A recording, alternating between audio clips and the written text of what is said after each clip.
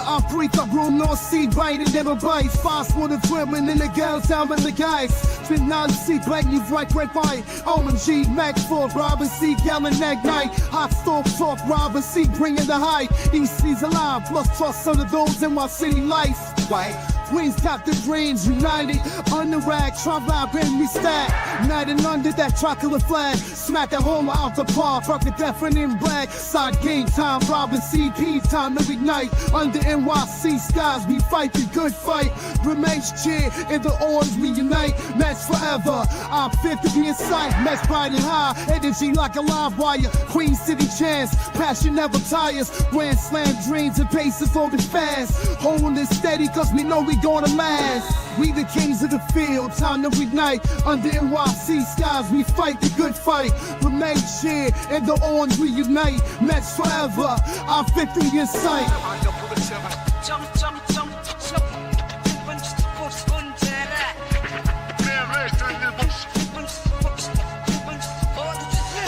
All hearts ignite like NYC stars. Robin CP, guiding even through scars. Queens got the glow, city anthem flows. What's up, Mets fans? Welcome back to another Mets Hot Stove, episode 19 of Mets Hot Stove. Obviously, we got our man Chris here, and of course, you all guys know Hayden from Mets Talk with Hayden joining us to get his perspective on the Mets offseason. And welcome to the show, guys. Make sure you hit on that like button and subscribe to the channels. And we finally got something to talk about, a signing that actually matters to the New York Mets, and we'll talk about that in a little bit. Let's say what up to the co-host here, and Chris, how you doing, buddy? I'm doing well. It's good to be back. Good to see everyone back. Hayden on the screen as well. It's awesome. We have a lot to talk about. It's good to come back from vacation with, boom, a signing right under our belts. A little bit more significant than a Griffin Canning signing, I might add. So it's good to see everyone in the chat. As always, subscribe to the channel, both channels, all three channels, and hit on that thumbs up button. We got a lot to talk about tonight. I am excited. That's for sure, to say the least. Yeah, and we do got a lot to talk about. And Hayden, how you doing, buddy? Back home from school. We love it. Yeah, what's going on, everyone? Rob, Chris, thanks for having me on here. Definitely good to be back on here talking Mets baseball with you guys. Lots happening this offseason. It's going by pretty quick. A lot of stuff happening at once. So definitely a lot of great stuff to talk about. But yeah, hopefully you guys know me pretty well. Mets Talk with Hayden, or Mets Hayden on Twitter. So yeah, otherwise super excited to get into all the stuff we got to talk about today. Really hyped. And yeah, let's go Mets. Let's go baseball. Absolutely. So yeah, obviously most of us were sleeping or, kind of waking up and finding the news that late at night, David Stearns was cooking late at night. I mean, the Mets love to make signings overnight into the late at night, into the early mornings. They don't like to do it in normal hours. And we wake up to a 3-year, $75 million deal with Sean Manaea. The Tribal Chief is back in Queens. And we're definitely going to talk about that. And what does that mean for the New York Mets going forward? And obviously, Walker Buehler signed with the Red Sox today on a very reasonable 1-year prove-it deal that we're going to talk about that's going to relate to what the Mets might be doing and what they're thinking of doing going forward. And look, there's a lot of deferrals in that deal. $23.75 million are deferred in that deal. So if you really break it down, it's basically a $50+ million deal over the 3 years, which basically is like $17.5 million. So the Mets are saving this year and the next couple of seasons in that contract, about a little less than $8 million per year, which, might not seem significant before a situation where the Mets are around $50 or so million. And Chris will get into that because I know he did the math and looked at it really quick. Around $50 million the Mets have left before they hit that third luxury tax threshold. That is something that, is very, important to realize what the Mets still have on their list of plans and how much they can actually add to payroll, even though we all believe that the Mets might actually go over that, easily, but we'll see with that. But Chris, I want to get your thoughts when it comes to Manaea. It was the perfect, scenario getting him back. He wanted us back. We wanted him back. We all thought he can get a 4th year from somebody else and probably a little bit more money. I was thinking he was going to get a few $1 million more than the qualifying offer. He did at $25 a year. relatively in total contract. What are your thoughts on Sean Manaea coming back, and what do you think this means for the Mets going forward, especially with Walker Buehler off the board? Yeah, it seems like it was always destiny with the Mets and Sean Manaea, right? And it always seemed like this was the perfect guy to re-sign for the New York Mets and getting it out of the way. It happened a lot later than I think we all expected it to, especially me, right? I was talking about re-signing Sean Manaea right after Juan Soto and that being the logical move because then you can fill out the rest of your rotation.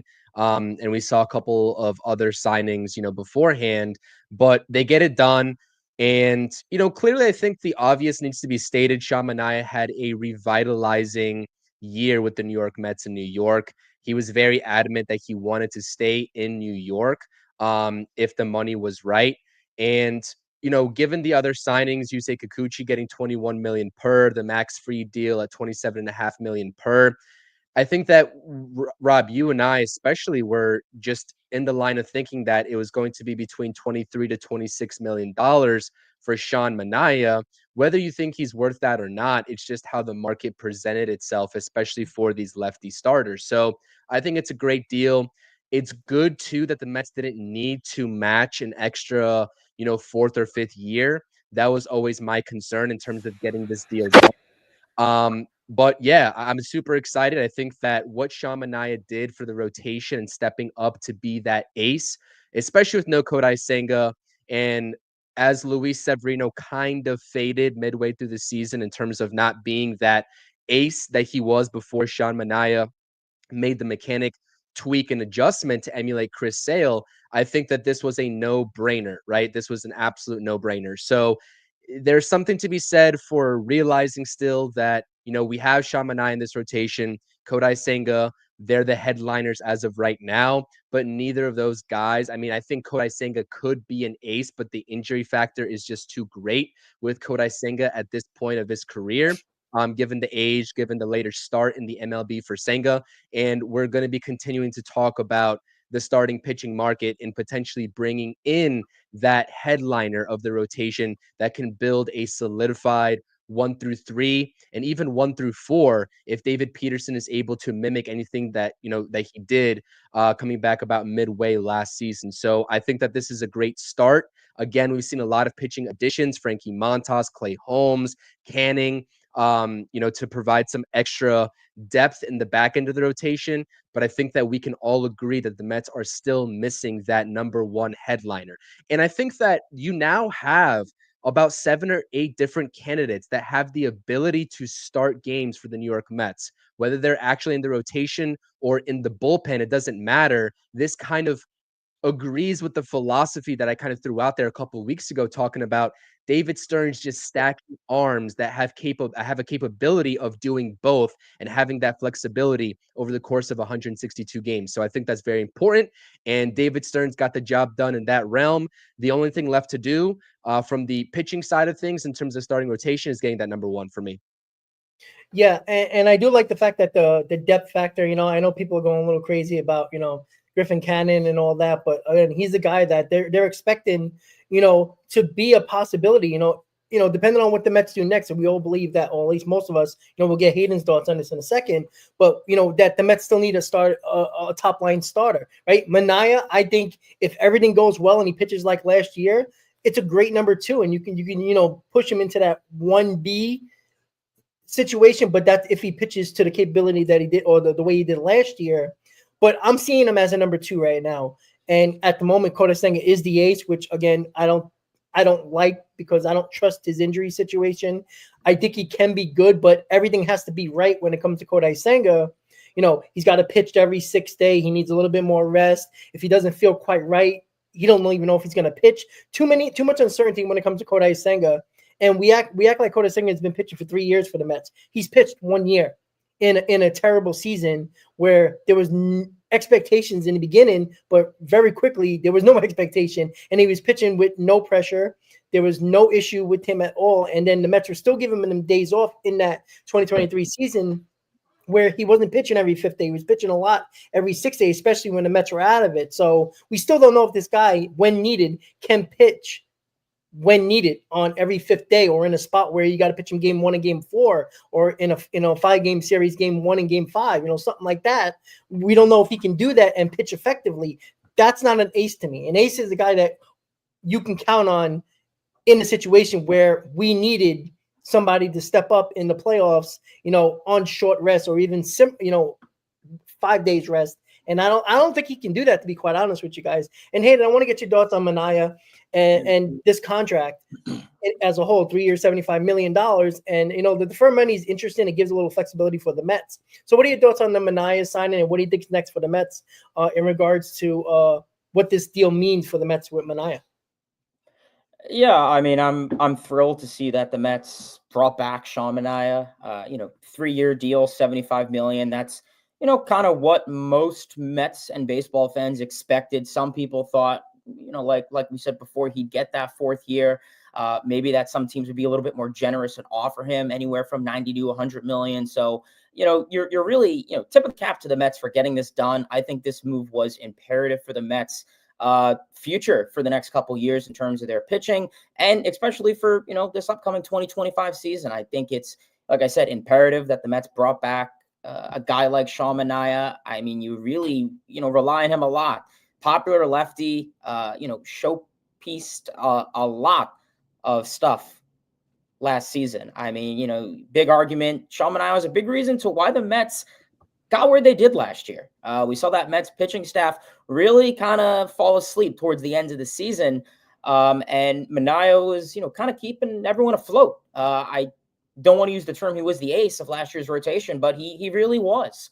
I trust Manaea long-term. I'm happy that the Mets have him wrapped up on a long-term deal. I think going into 2025, it's going to be nice to see him, behind him in some order of, himself, Senga, Montas, Peterson, Clay Holmes. And, like we said before, the Mets have a lot of depth in guys like McGill, Blackburn, Canning. So I'm really happy with it.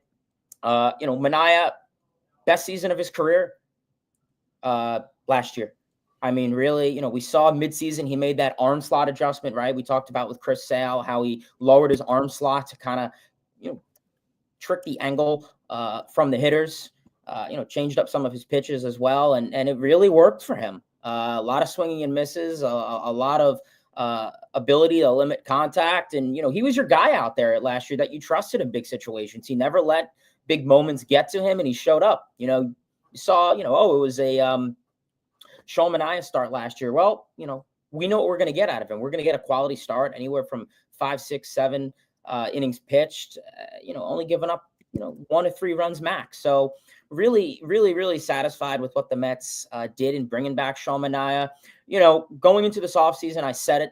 I'm pretty sure I said it on Twitter and to you guys and, whoever else is listening, is that you had 3 pitchers leaving: Jose Quintana, Sean Manaea, Luis Severino. Out of those 3 guys, Sean Manaea was the guy that I wanted the Mets to bring back. I did not trust Jose Quintana on another season with this Mets team. He's a lefty arm, which I do value lefty arms plenty, but you saw what happened with Quintana last year. He couldn't handle a full season. I think he's at that age where he couldn't handle a full season. I wouldn't have been against bringing him back on a 1-year deal, but I wouldn't have relied on a guy like Quintana as much. Luis Severino, also a guy, like I said, 1-year deal is really what I would have given him. Tip the cap to the A's. They're spending. They signed him 3-year deal. Be unfortunate if that was the one of few signings they made that backfired. But Severino's a guy also I don't trust giving a multi-year deal. I know he had a 1-year prove-it deal where the Mets bet on him and stuff. Now he's betting on himself, where he thinks he can go out there for for at least 2 years and pitch the way he did this season with the Athletics in Sacramento. And I don't have trust. I don't have faith in that. So I'm glad the Mets brought back Sean Manaea. Like I said, it was imperative that they did it. I agree. I think the Mets would like to get one more starting pitcher. It's a long season. Injuries happen. It comes to question, and, we'll talk about it in spring training. And as the season goes on next year is, Kodai Senga. He's only pitched 1 season, and you have to put that in air quotes full, because he missed some time in 2023. And then obviously last year, he didn't really pitch. He didn't pitch at all. Yeah. So, could you still call him an ace after 1 season? Probably not. So is this where Manaea kind of takes charge? Definitely could be. He's locked up on a long-term deal. long-term for a pitcher, obviously. But I would like the Mets to go out there. We'll talk about it in the stream. I see with the topics, but Corbin Burns is a suitable candidate. Whether the Mets make a starting pitching trade, there's plenty of guys, in AAA, like Brandon Sprout, whoever it is. So we're going to have to wait and see how that goes. But super exciting. Manaea move, much needed. And you look at the starting pitching, and I'll keep this short and simple, but I trust this rotation as it is now if it went into the season the way it did.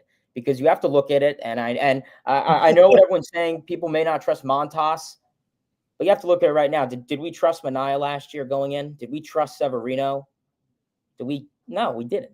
And, I'm not saying that Montas is going to put up Severino Manaea numbers, but I trust David Stearns. I trust this front office, and I trust some of the pitching coaches at least. So Manaea, it gets an A+ on my book. Yeah, and like Montas is fine as long as you get a top line starter. Like I think if you get a I'm not gonna say a guaranteed guy, but a guy that you can trust every fifth day. And I think we're leaning towards Manaea being that. But again, he did it 1 year, right? There's been, besides last year, he hasn't been good since basically before the pandemic. And that's the issue that I have when people is like, oh, get Manaea, get Buehler, and your rotation's set. That's question mark. Buehler's a question mark. And Joel's talking about, the Mets have a ton of question marks, and he's mad about Buehler. But if Buehler was so wanted around the league and trusted him enough, why did he get a 1 year deal for basically the qualifying offer? Because nobody trusts him yet in a multi-year deal. And I hope we find out that there was other teams talking to Manaea about a longer term deal, maybe a 4 year deal, maybe a little bit more money, and decided to come back to the Mets for less years, less money. Now that usually doesn't happen, but it seemed like he was willing to do that. And I still believe he could have got a little bit more, to be quite honest. So I think there was a deal out there, but he just, it was a good scenario with the Mets. They helped him, figure out what an issue was. He changed his delivery, he changed his mechanics, and everything just worked. The fans, embraced him. He embraced New York. He embraced Hector at the park, so there's a lot in there that he loved about it. So I think it was. And the thing with Buehler that is interesting, I even said I thought he was going to get like at least a 2 year deal with a 1 year opt out for $50 million. I mean, he got the qualifying offer, which is weird to me. And I would think somebody would have gave him a 2 year deal with an option after the first year, but maybe nobody did it. And, going to the Boston Red Sox, it's not it's a big market, but it's not New York. It's not going back to LA and the expectations there. He's going to a place where you're going against the Yankees, right? If you have a good season, you're with the Red Sox, and they can get a multi-year deal when he's probably one of the better younger pitchers on the market next year, with not a lot of pitching on the market like there is this year. So that was interesting to me. And when I saw Buehler sign, I happened to take a double take to see if it was the Mets, because I do have a real problem if it was Buehler and Manaea on the Mets, because I don't think that would have been enough. And if the Mets did that, I don't think they would have went after a top line starter. But little did we know, or mostly what we know, they only got Manaea, and Buehler's a Red Sox. So, all right. If I may, what makes it more impressive, right? The deferred money is something that we're probably going to see with a lot more signings for the Mets, not only this offseason. I mean, maybe one of the hitters, if they go after multiple, we'll see some more deferred money. I think that was a awesome move by David Stearns, finally, sort of implementing that game plan for the New York Mets. That also, I agree, kind of foreshadows maybe another pitching move to be had in terms of taking on some payroll allocation. But also, if there is a report, of another team that offered Manaea a fourth year, maybe a little bit more AAV for the 3 years, whatever, however you draw it up, this is an impressive signing, because let's not forget who Manaea's agent is. It's Scott Boras, right? And Scott Boras' clients, maximized. He's always maximizing these deals for his clients. So if there was another offer for more and Sean Manaea decided to come back to the New York Mets for less, again, we don't know it 100%. Nothing's come out in terms of what the actual market was. But again, I got to believe that that's a steal of a deal, especially considering who Manaea's agent is. I just want to build an office for Scott Boras in Citi Field. It looks like I'm now. saying, like, give him a suite, just like Juan Soto. Put it Yeah. right next to each other, you know. Get But yeah, Alonso under wraps, and you're good. and that's the thing, right? Like, you could see a player take over a negotiation, because Boras probably would have laid this out here a little longer with Manaea. Like, we were hearing rumors the other day about Alonso that Boras was trying to get another team involved, and everybody was talking about Washington, and Washington's like, no thanks, we'll get low. And then, basically, the Mets are just the ones like, hey, we're over here, so it's a weird scenario. But yeah, I think Manaea took over the situation here and like, listen, I want to be a Met. They probably offered him a deal like this, and he's like, am I going to go somewhere else? 4 years, a little bit more money or similar money? What's the point, right? So I just think that he liked it here, and it was just an easy scenario. And the Mets got a deal. Like I said, he pitched like an ace last year. He was one of the better pitchers in baseball since the middle of June, and you got him for $25 million. There's like, that's what Blake Snell got, and I think Blake Snell pitched a little bit worse than Sean Manaea. So it is interesting to think of how the Mets did that. And again, a lot of people were killing Stearns, and this guy's working. And I still don't believe that I think he should be a little bit more aggressive in the approach of giving offers to play. Again, we don't know because nothing's getting leaked. And again, the Sean Manaea stuff wasn't leaked. Well, we woke up and we saw the news, right? This wasn't something where, the Mets are in the final stages with Sean Manaea. Nothing. And then boom, 3 years, $75 million. So again, when you don't hear the news, Hayden, it is what it is. And not to interrupt, I mean, that's really how it is with the Mets the last time. We've seen it since David Stearns took over. He's a very private, secretive guy. And it's not like, a lot of these, like Clay Holmes, no one, I mean, there were some reports, but especially like you said, Sean Manaea was really unexpected. Even a lot of the lower end, smaller acquisitions were really unexpected. So, like I said, who knows? I mean, Pete Alonso deal could be like that. You really don't know. Yeah, and we'll definitely get to him because that's going to be interesting for sure. Talking about his contract going forward, basically, it's the Mets and an independent ball league team that might pick up Alonso. That's all that's left. So, all right, starting pitching market for the Mets when it comes to a trade. Me and Chris talked about Luis Castillo again and again and again, and I feel like it's leading towards that or Corbin Burns at this point because nothing else makes sense. Like, are they going to sign Flaherty? I mean, I don't see that happen. I think Flaherty is going to get a multi-year deal. I feel like he will. I don't think the Mets are going to go there. I think Luis Castillo is the guy to get. I think, there was a rumor the other day or a report the other day that the Mets have been constantly talking to Seattle in regards to getting Luis Castillo. And somebody brought up Vientos for Castillo straight up, which makes no sense. That makes no sense. Only. Yeah. If the Mets do that, David Stearns needs to be fired tomorrow, right? And I know that you can connect the dots here and say, oh, well, they're going after Bregman. That kind of makes sense. No, it doesn't. It really doesn't. Why would Stearns, who's a guy that doesn't like to, add extra years and extra money, get a guy who's under control for cheap that is providing more production, maybe a little bit better defense with Bregman, but Vientos had a better offensive season. So I think that's crazy, especially if you're going to take the entire contract of Luis Castillo. You don't have to give up that much. I'm sorry, right? The Yankees took basically, I'm not comparing the two, but the Yankees got, what's his name? A Bellinger for basically nothing, and they took on some of the contract. If the Mets are going to take $100 million of that contract for Castillo, you don't got to give up a lot. I'm sorry. If Seattle ever wants an offensive player on that team, they have to shed that payroll, and they're not going to get much for it. I mean, it just doesn't work like that. This is not a Brody Van Wagenen thing where you're trading for a Robinson Cano contract and giving you a number one overall prospect. It's stupid. And David Stearns is not stupid. He's not going to do that. So, and I don't think he's going to do Vientos for Castillo unless Seattle is taking on all the contract. And we know they can't do that. They want to shed the payroll. So that's an interesting situation itself. And Hayden, I'm gonna run to you right away when it comes to the trade market. If you have any other pitchers that you have in your mind that you think that the Mets can trade for, Castillo seems like the obvious choice because what the Mariners need to do with their payroll and what the Mets need is a top of the line starter. What are your thoughts? Yeah, I mean, it's tough. You have to look at it like you said. Luis Castillo is really the big, top guy that you really think of, signed through 2027, vesting option through 2028. It makes sense the Mariners want to trade him. I mean, they're a team that's, loaded with a lot of controllable young arms. So, for, like you said, a team that really wants to go out there in Seattle and try and get a big bat, they have, trying to create some financial flexibility and result to that. And, I think from a Mariners point of view, it makes sense to trade Castillo. It's just the money.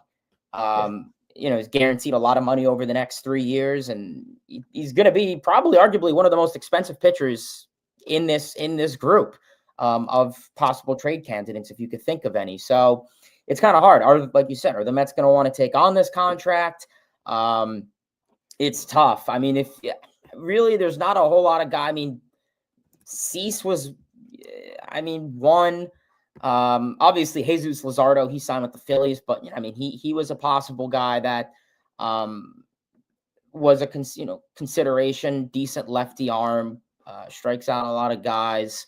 Definitely 27 years old, pretty young guy. Otherwise, like I said, the options are very limited. I mean, Sonny Gray, I don't think he's signed yet. I could see him. I know he's probably in his mid-30s by now. So I think he has he's on a one-year deal probably left. So otherwise, there's really not many arms I could think of. I think the Mets are going to rely more on the free agent market in regards to starting pitching. So whether that's a guy like Corbin Burns, whether that's like a Rory Sasaki, I really don't anticipate the Mets making a trade for a starting pitcher. I think they're going to be more inclined to go through the free agent route.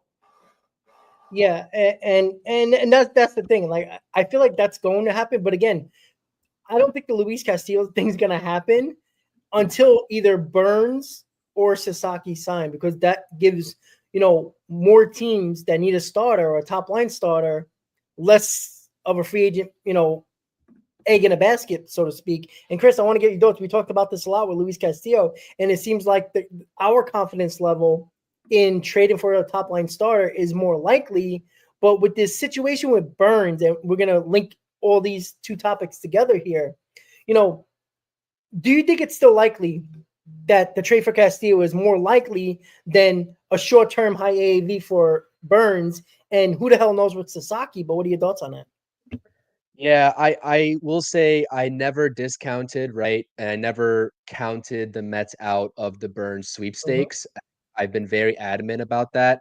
Do I think it's a long shot still? Yeah, absolutely. And that's the simple reason is that I don't understand, or I wouldn't understand why Burns would take a short-term deal over prioritizing the body of work that he's already produced in his career and just taking the guaranteed money up front in what is his one opportunity essentially at a huge payday. I mean, you can offer him 3 years with an opt-out after the first year, and he just loses a year in terms of age, and maybe teams kind of get a little bit squirrely about that. I don't know. I don't see why that would happen, but I think that if Boris and Burns agreed that a short-term deal is more advantageous, yeah, absolutely, the Mets are going to be in on him 100%. But that's kind of what my thought process leans toward, Rob, and I simply don't know that answer, is that how do both of these guys' signing timelines align with what the Seattle Mariners want to do in terms of a trade? Because for the Mariners, if they're going after that bat, they need to offload that money and then sign a bat. And bats are also just dwindling as, just as the pitching is, right? As we progress further and further into the offseason. So there's a lot of working dynamics in terms of the timelines of all three of these guys. I still do hold true that Luis Castillo probably is the more likely candidate. The Sasaki, there still has to be a lot of hurdles to go through in terms of getting Sasaki, although I think that is becoming increasingly likelier as each day goes on. From what we've been hearing, the Mets, I think they've already met with Sasaki a couple days ago, if I'm not mistaken. I think that was the report that I read, at least, and they had the presentation ready for him, and the Phillies didn't even get a chance to have a presentation, which I thought that was hilarious. But anyways, yeah, I think that the Mets have everything that it takes, from MLB ready bats to the prospect capital, and MLB ready bats. I'm not talking about Mark Vientos, because Mark Vientos in a deal for Castillo is pure negligence. That's not going to happen at all. David Stearns is not that dumb. Please give him a little bit more credit than that. Buster Olney apparently doesn't think so. So he needs to reevaluate what he's putting out there. But the Mets have everything that it takes from a prospect capital to make this deal with the Seattle Mariners, right? And I agree. I keep on seeing something about Castillo not being an ace. Yeah, he had a little bit of a down year in 2024, but his whole entire body of work up until this point of his career, he's had ace-like stuff and he's had ace-like numbers. I mean, he was an all-star in 2023, was a fantastic pitcher. Does he get overshadowed a little bit by the youthful talent that they have in that rotation? Yeah, absolutely, 100%. Doesn't mean he's not an ace. And for people saying he's too old, well, he's 32 years old and he's got 3 years left on that deal outside of the 4th-year vesting option. We just signed a 32-year-old Sean Manaea for a 3-year deal. That'd be the equivalent, basically. And guess what?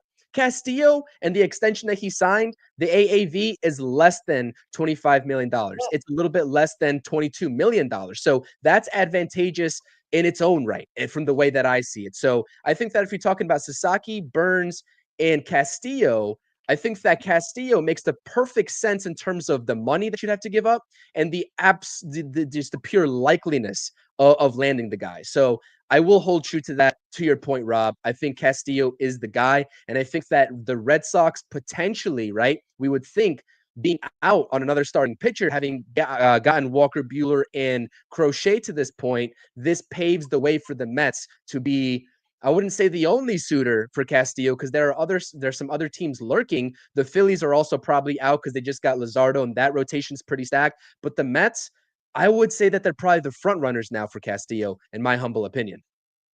Yeah, and again, guys, Castillo pitched to a 3.64 ERA. Do you know there's not a lot of pitchers that pitch under a 3.8 in baseball?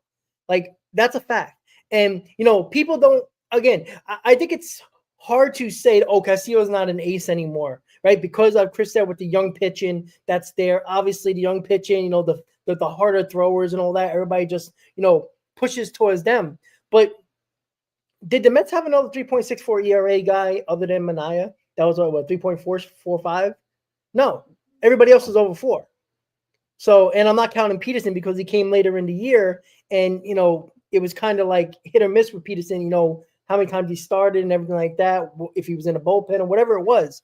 But if we have Sean Manaea and Luis Castillo under 4 ERAs, that is more better than what we had last year, not including what the offense could potentially be, which is already better with Juan Soto, right? I think everybody believes that Alonso is coming back to this team. You add Juan Soto's bat to this lineup with Alonso, and let's say it is Bregman that actually happens as well.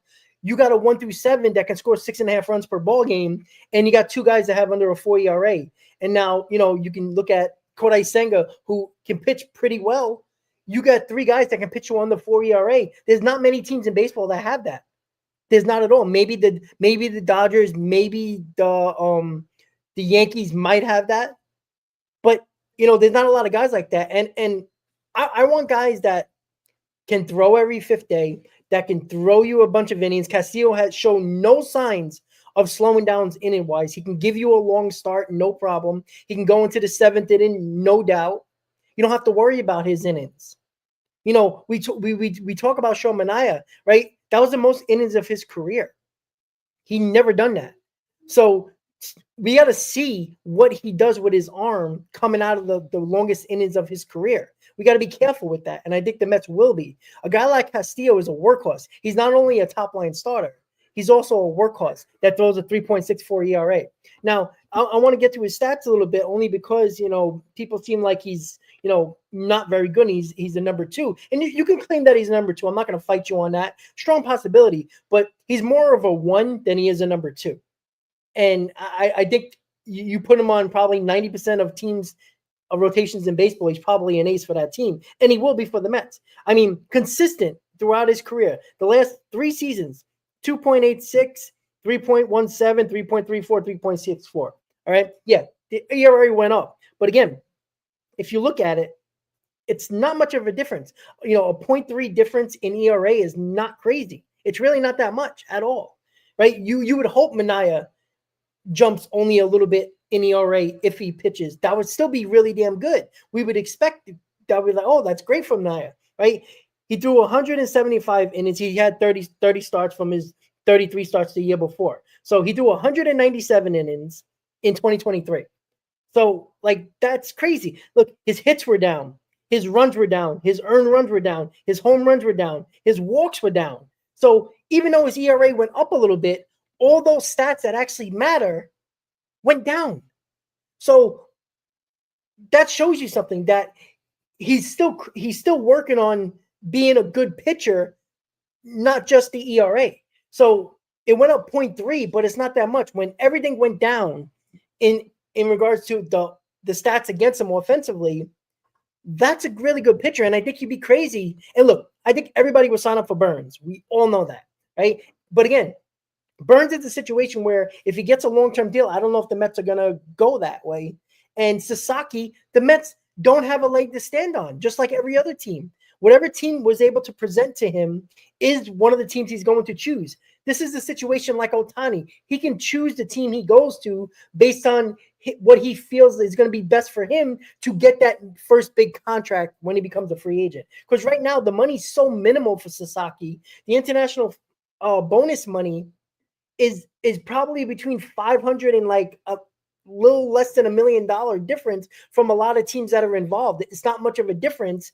And I don't think that's going to be concerning to him, because his agent already says, the money's not that much of a difference. It's more about where he feels comfortable. And again, the Padres are one of the teams. The Mets and the Yankees met. I think there was a couple of other West Coast teams, and there's maybe like 7 or 8 teams. So, and I think the way the Mets are playing this out, starting pitching wise, they might feel very confident, because the agent also talked about Hefner. He didn't talk about anybody else on anybody else's team, and the way the Mets deal with their pitchers, especially last year. So, Chris, I know you're going to talk real quick. Go ahead.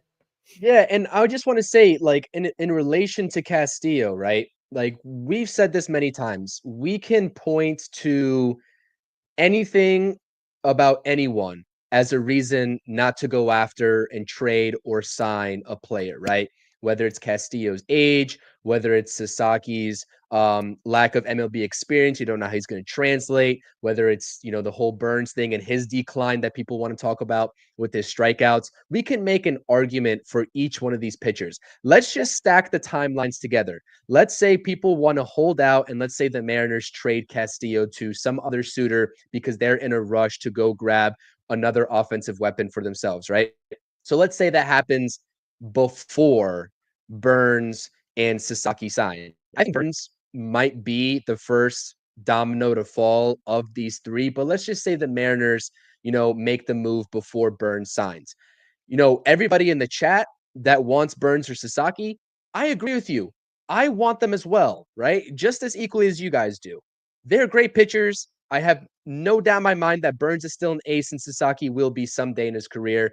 If it's not the first year, then definitely at some point during his tenure, right? He will be an ace because he's so young, and that's a controllable arm right there. But at the end of the day, if the Mariners trade Castillo to somebody else and the Mets just say, nah, we don't want him, right? And Burns goes somewhere else, he gets the long-term deal with the Giants because they're considered the front runners at this point, I think. And let's say Sasaki, he gets the offer from the Mets, but he chooses somewhere else, right? He chooses the Dodgers, or he chooses the Padres, or a smaller market team, because that's the fit that he likes better. And now we're missing out on all 3 of these guys. That's a huge problem. So again, we're talking about also not who we want, but also who is the most likely to actually get someone in the door. And that's the way that I'm seeing it in terms of the likeliest option of the 3. And I agree. Maybe Castillo's transitioning from an ace to more of a number 2 type pitcher. You can make that argument fair, right? I don't think that we'll argue against that. But at the end of the day, if you have Castillo, Manaea, Senga, Peterson as your top 4, followed by Montas and any combination as your 6th man, right? Whether it's Holmes, Canning, whoever, I like that rotation a lot. And I would have liked it. I would like that a lot more than, let's say, the Mets getting a Walker Buehler, like you just mentioned. Rob. So again, we can make an argument for not pursuing anybody. And I do hear the concerns on Castillo. I just think that chancing missing out on Burns and Sasaki by not making the best attempt and putting your best foot forward in pursuing Castillo would be a mistake.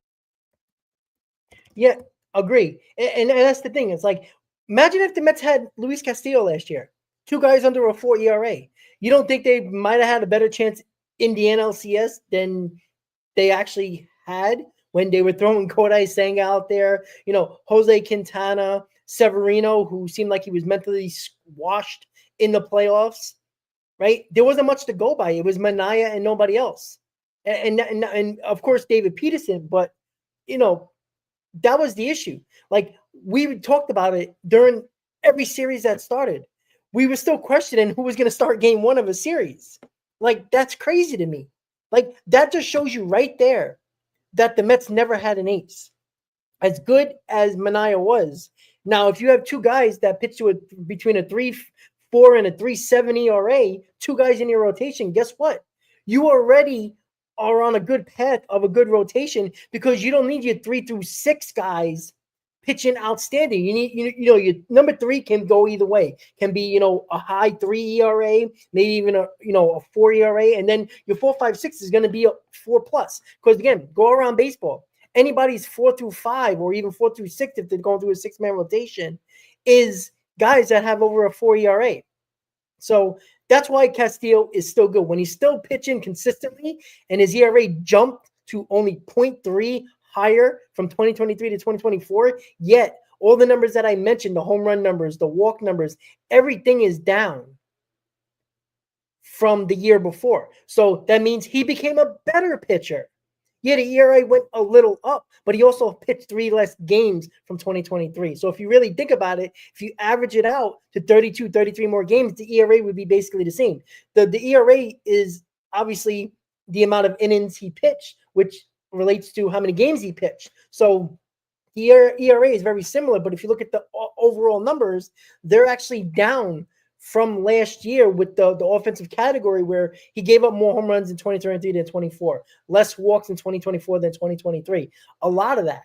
So, and that's the good sign as well. And then he's coming to Citi Field, which is, a pitcher's ballpark where that is also going to help him because it's similar to Seattle where it's a pretty decent ballpark. I know the ball jumps in the corners, but it's a pretty decent sized ballpark. So you're not losing anything there. And I think coming to a team that is better than the Seattle Mariners always gives that jolt, and especially, you talk about Hefner, you talk about the pitching lab. It might actually make him better.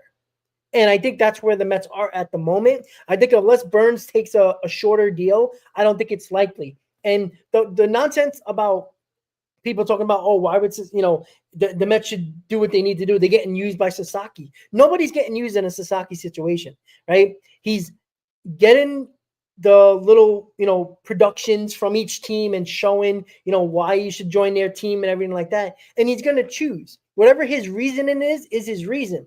The money is not much of a difference. So I don't think we're going off bid here and thinking about that.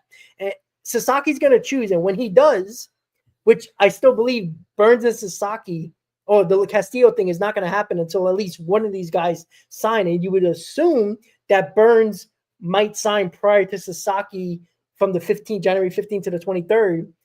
I think Burns might sign prior to that after the new year. So the Castillo market makes sense for Seattle when teams missed out on those 2 guys, in my opinion. So it might be mid to late January where Castillo, and that's where Chris comes in and talks about, they could lose out on Burns and Sasaki, and now the Mariners know the Mets needs Castillo, and that's where they can be like, well, we're not going to give you for basically nothing and just the contract.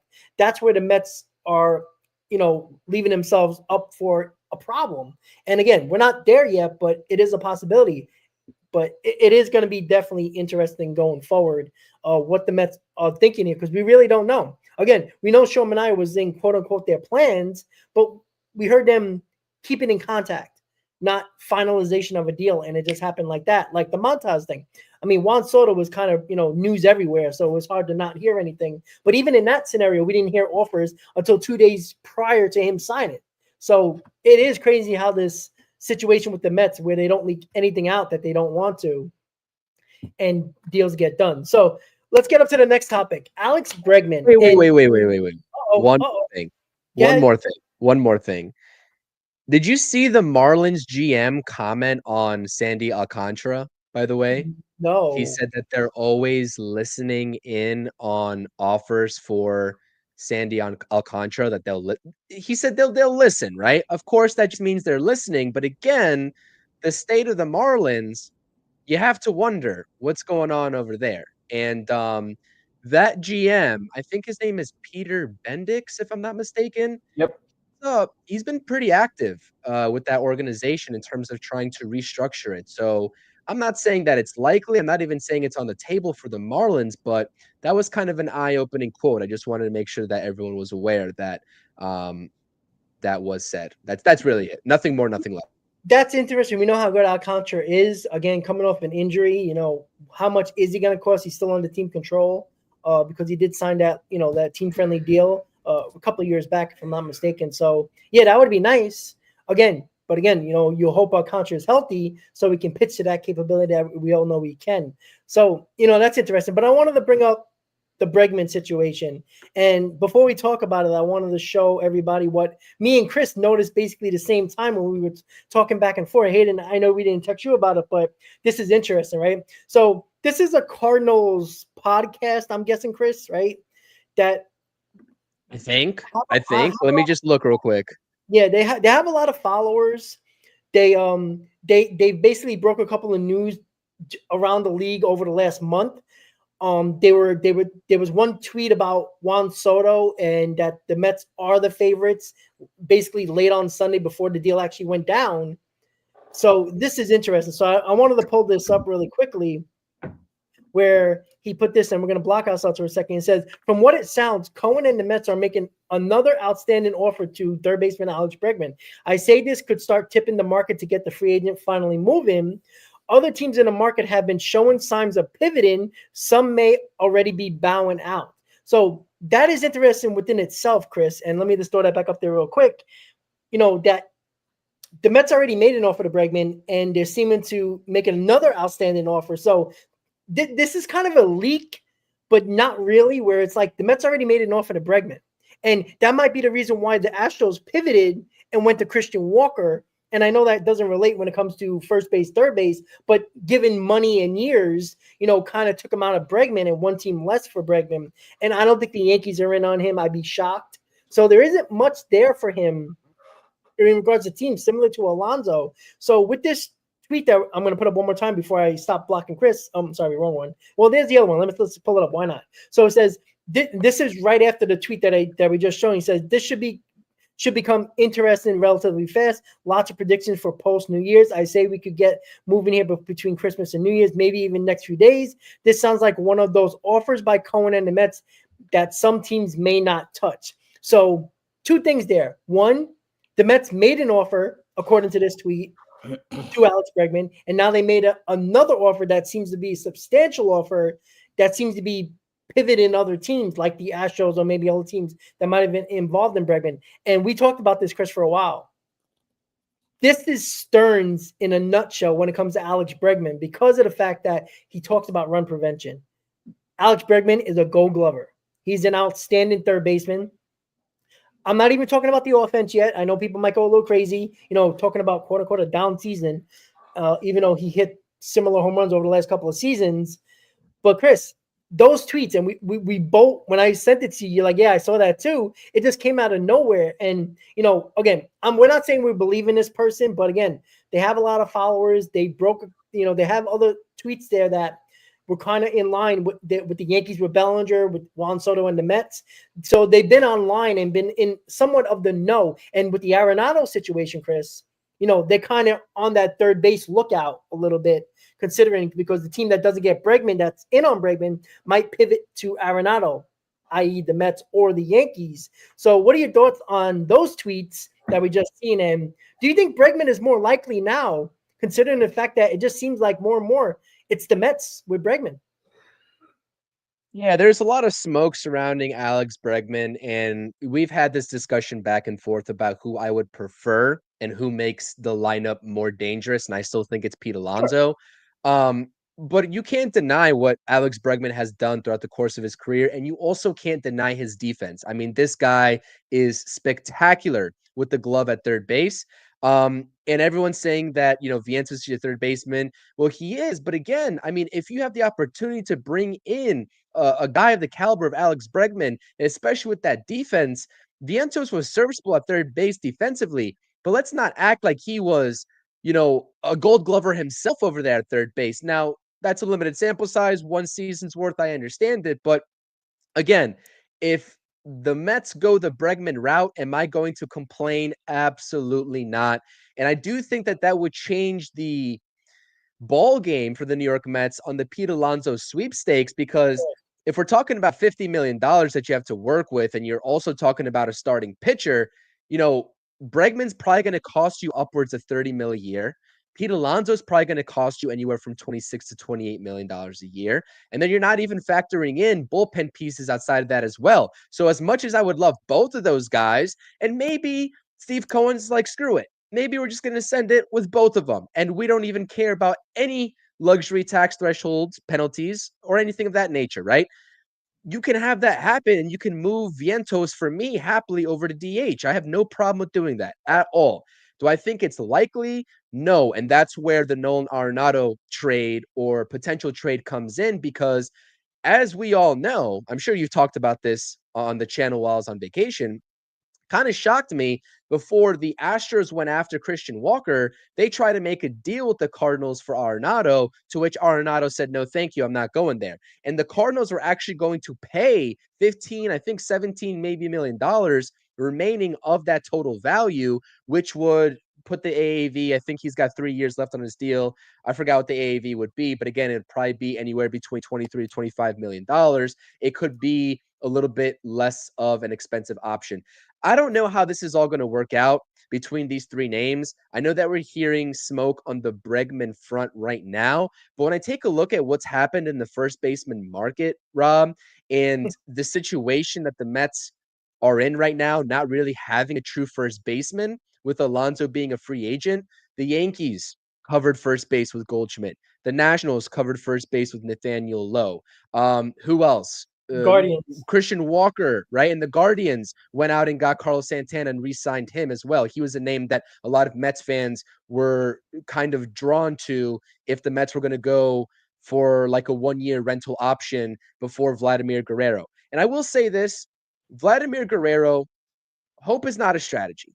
If we're playing this game in hopes of the Mets going after Vladimir Guerrero and risking, not bringing on a guy like Pete Alonso, I don't know if I can buy into that, because there's going to be plenty of suitors for Vladimir Guerrero Jr., next offseason 100%. So again, we're talking about likely scenarios. I could see Alex Bregman. I can see this being a fit, absolutely, and moving Mark Vientos over to either first base or DH, depending on what you do. You still got a potential trade of Yandy Diaz that we've mentioned time and time again. This is very interesting, because with the lack of market for Pete Alonso, coupled with this recent smoke that we've seen from Alex Bregman, it's a toss-up in terms of all these reports and scenarios.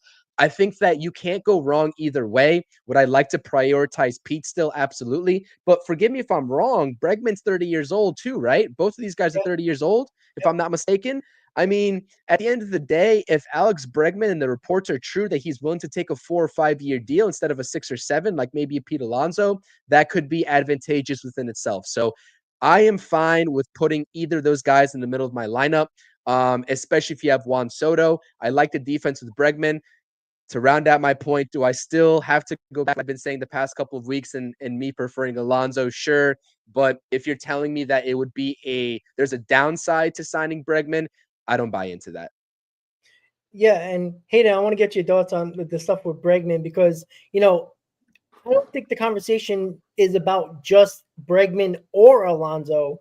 I think it's, if the Mets sign Bregman, I think Alonso's coming, because I think the market is just going to be very favorable to the Mets when it comes to Alonso with the contract. And I think they can get him exactly on the price they want and the years they want. And Bregman, who cares about the years and and the money, because I don't think it honestly matters. I think the Cohen's willing to go over that third luxury tax. We're only talking about how much money the Mets have until the third luxury tax, but I don't think they're going to stop when they hit $50 million, which they might if they do sign Bregman and Alonso and they still need a pitcher. So what are your thoughts on the Bregman situation in regards to just that? And what are your thoughts about the Bregman Alonso connecting them together?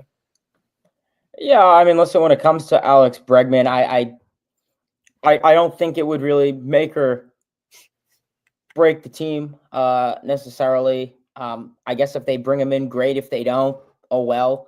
It's nothing that I'm really going to lose sleep over. He's a guy who, when this offseason began, I don't think any Met fan really had expectations of the Mets going after Bregman. I thought there were a lot of other most likable suitors for Alex Bregman. Like we said, and I'll say it again, his defense obviously it brings a lot to the table. Like we said, when it comes to, defensive runs saved, OAA, and that's something that, this front office and David Stearns really values. It's what he built really big in Milwaukee, a defensive Gold Glove caliber team. And I feel like the Mets are trying to do that. Obviously, defense is one part of the game, offense is the other. Bregman comes in, it definitely will mess up the defensive alignment a little bit. Listen, if they sign Bregman, doesn't mean they're out on Pete. I think it'll depend on the contract exactly, whether it's that 4 or 5 year deal or whether it's that 6-7 year deal. And then obviously depending on the extra 2 years of average annual value for Bregman. So same age as Pete. When Chris said that, I was like, yeah, I completely forgot about that. I thought that Bregman was a little bit older than Pete. But right now, when it comes to Alex Bregman, like I said, it'll definitely change it's like, I don't know if it would change the defensive alignment. I mean, let's say you have two worlds. One, you bring in Bregman. You don't bring back Pete. Okay, so what, you put Bregman at third, Lindor's at short. Second base, whether that'll be Acuna, McNeil, that'll be a spring training problem. Do you want to move Vientos to first? Do you want to keep him as a DH? And then let's say the world where you bring both Bregman and Alonso, Alonso at first, second base is, like I said, shortstops, whatever. And then Bregman's at third. And then I don't see a world where they platoon Bregman and Vientos at third. It'd probably be Vientos at DH. And, would you want to do that to him? He's a dude who had a great season last year. I think Vientos is the real deal. I think that is what we are going to get out of him for more years than none. And that's what it's going to come down to. Obviously, you look at last year, Bregman played much better defense, but Vientos had a better bat for most of the season since when he got called up mid-May. It's hard with Bregman. He's a guy who I could easily see coming to New York and just not having the expectations and just not playing well in New York. But then he's a guy who I could really see doing very, very well. So it's tough. Like I said, we also are failing to talk about guys like Brett Beatty and Ronnie Mauricio. It does bring in Bregman kind of mean the days for Brett Beatty are getting away, are the Mets interested in trading away Brett Beatty? Ronnie Mauricio, second base, outfield, what's his deal? I don't see a world where they put Bregman at second. Yeah, I really don't see it. So Bregman's, he's a guy. He's a candidate. Did you want me to talk about Pete, or are we saving that? I jumped the gun on that. I'm sorry about that. I know we were going to finish up with Pete. So I'll briefly talk about Pete if you want. I know, Hayden, Pete, Alonso, those are two things that definitely go very well together. Pete, in hindsight, Scott Boras, Pete Alonso may have made a big oof, and maybe they should have signed last offseason. They should have signed that extension. I think in hindsight, Scott Boras is doing what he does to all of his clients that we've seen, and I would say, screwed over Pete Alonso. Alonso, Rob, we've been working 2-3 years, and we've said it a lot. Alonso's not very well liked and very popular around baseball. He's really, in my opinion, an only valuable player on the Mets. Correct. I hate to say that, but it's true. Think about it. I didn't see a world where Paul Goldschmidt signed before Pete Alonso. I didn't see a world where Christian Walker signed before Pete Alonso. I thought those would have been teams' backup plans to Pete Alonso. And in reality, Pete Alonso is the backup plan. The fact that teams like the Nationals don't want him, the Yankees, his options are getting limited. The fact that the reports came out that said teams are hesitant and reluctant to give Pete Alonso a long-term deal. Well, I mean, that's kind of what we expected all along. I don't think anyone in the mindset wanted to give a 30-year-old first baseman who's little on the stocky side if I, to be honest, a 7-6 year deal. Alonso, 4 or 5 years. And I think, honestly, I think he's going to get less money than what the Mets offered him last offseason. I think he's going to get anywhere from 100 to 150 in a world where everything's lovely and it's dandelions and rainbows, 160, 165, but no shot in a million years he gets 200 million. And I think Alonso and Boris are going to learn from that. When it comes to Pete, first baseman, he's not athletic. For a crazy guy, I guess. He's not going to age great, most likely. It's not like he's a shortstop. It's power. It's power or nothing. He's a decent average hitter, more so on the lower side. Decent average on base percentage, more on the lower side. He's known for his power, his slugging, his OPS because of his power, and his RBIs because of his power. He's not like a Freddie Freeman where he offers a mix of everything. He's not like Matt Olson where he offers a mix of everything.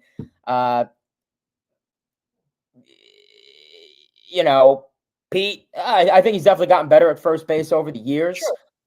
We look at him 2019, 2020, he was horrible at first base. Correct me if I'm wrong. I don't know if this is an actual stat or if it was some nonsense on Twitter, but he had the most scoops in baseball last year as a first baseman. So I guess tip of the cap to him. But, good for him. So when it comes to Pete, I'd really, like I said, considering he's a Met, he's homegrown. It's, we don't see many Mets that are homegrown historically that play to the way that he is. We look at names like David Wright, Jose Ray, whoever. I feel that Mets fans and the Mets have a soft spot for Pete and value him more because he's a homegrown player than a team like the Nationals would, than a team like the Yankees would, than a team like the Cubs would. I don't really think they'd value Pete in that aspect. And I feel the Mets, absolutely would. So it's hard. Like I said, I'm a guy who, really, really loved Pete for the last couple of years. I still do. Listen, do I think he's, a top 5 player, a top 10 player in baseball? Absolutely not. But I think he definitely can go down as a Met legend. And I hope the Mets sign him. Obviously, if the Mets don't sign him, it kind of makes first base a question mark. Mark Vientos is probably that next guy. So I'd like the Mets to get the job done with Pete. David Stearns has been pretty open about wanting to bring him back. And, I think, Juan Soto and I think Alonso sees what this Mets team is like. And obviously they're in a much better spot than where they were last offseason. And look how they played last year. So I think Pete is more inclined to want to stay in New York and be a part of a guaranteed winning organization. And it's crazy to say that, but the Mets, in my opinion, are a guaranteed playoff team right now. And I think Pete would be foolish and silly to leave that. And I think, him taking a lower end deal, even if it comes to being a little bit less than what the Mets offered him last offseason, well, Scott Boras, what happened, man? I still think that 5 for 28 AAV, somewhere around 5 for 140 million. He should just walk away from that and just sign a 1-year deal somewhere and re-enter the market next season. Although you'd have to be competing with Vladimir Guerrero, I still think that's more advantageous for Pete. I'm not going to lie to you. I really. Well, that's why David Stearns played this perfectly. Because I'm telling you guys, look, David Stearns hasn't been in this organization more than a year and a half, right? He's been outside the organization. He knows the noise about what people think about Pete Alonso around the league. Pete Alonso is not very favorable around the league. And Hayden said it exactly right. Pete Alonso just fits the Mets better than any other team. Teams don't see Pete Alonso as an overall asset to their team. I don't know why that is. And again, I haven't been the biggest supporter of Pete Alonso, but he's not a bum, right? But there's a reason why around the league teams are avoiding giving him a 5, 6, 7-year deal, but they rather pay a 34-year-old a 3-year deal with basically similar offensive production and probably a little better defensively, but an older guy, or giving a guy 1 year, $12 million in Goldschmidt, who's at the end of his career. People are willing to do that. Carlos Santana, $12 million. Look at the Nationals in Lowell, traded for him, right? First base is not a premium anymore on the offensive side anymore in baseball. There's not a lot. It's Vlad and Alonso and maybe one other guy, the premium positions now are third base, center field, the corner outfield. Like that's what it is now. Even shortstops are hitting 25, 30 home runs a year. So it's not the power premium position like it was, even in the early 2000s. Like that's just a fact. Let me ask Same, yeah, get it. No, sorry, I was gonna say, I don't know if I'd be the minority when I say this, but am I the minority that would take Pete over Vlad? Yeah, I'm taking Vlad. Because we know what Pete can do in New York.